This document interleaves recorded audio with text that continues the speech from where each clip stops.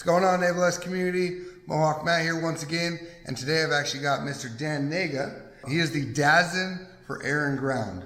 Again, DASN is Deputy Assistant Secretary of the Navy for Air and Ground.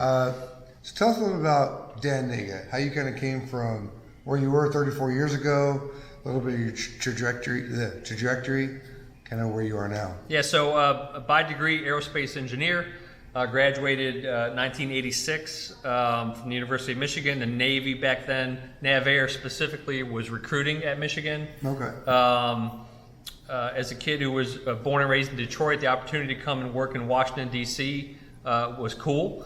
So back then, Naval headquarters was in Crystal City, just a stone's throw from the nation's capital. Started working there as an engineer. Had the opportunity to work on the V-22 program from inception. Okay. To be able to climb on the very first one when it flew in 1989. It was very cool. My next big project was working the F-18 program, the Super Hornet specifically, and again being on the ground floor development of that one. It was pretty awesome. That takes us through the 90s.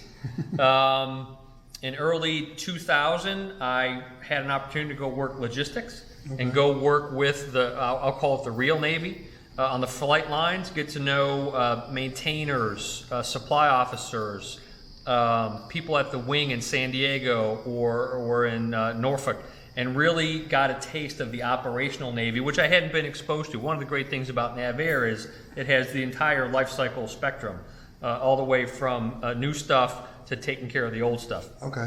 Got promoted a couple of times along the way. Worked in logistics until 2014, at which point the department head for the cost department retired. Mm-hmm. I said, cost, how hard can that be? Threw my hat in the ring for that and was picked to lead the cost department. Did that for a little less than 4 years. The DASN Air job opened up. I competed for that one and they picked me, and here I am 2.5 years later getting ready to end my career. So whoever is going to be the next DASN, you got big shoes to fill. I would say one of the key pieces of advice I give people is every single day you're on a job interview. So when you come in, okay, your job is to work hard and get stuff done.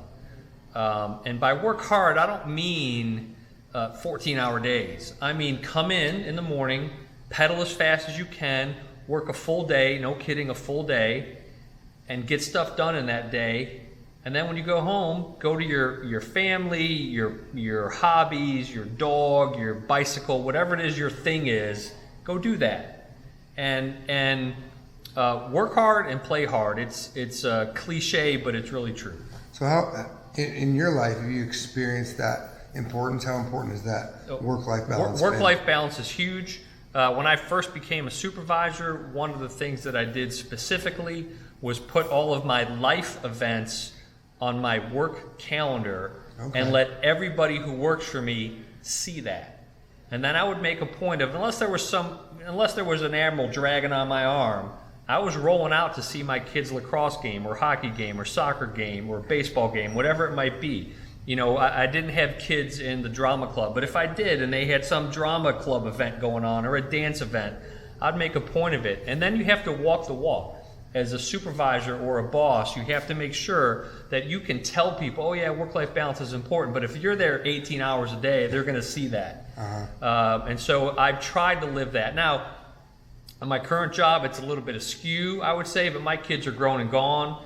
My wife doesn't care if I ever come home, so I probably work a little bit too much. But I really encourage the people that work for me, work-life balance is huge.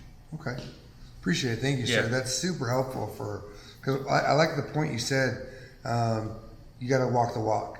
Because it is true. I see a lot of supervisors, emails come at 2, 3 a.m.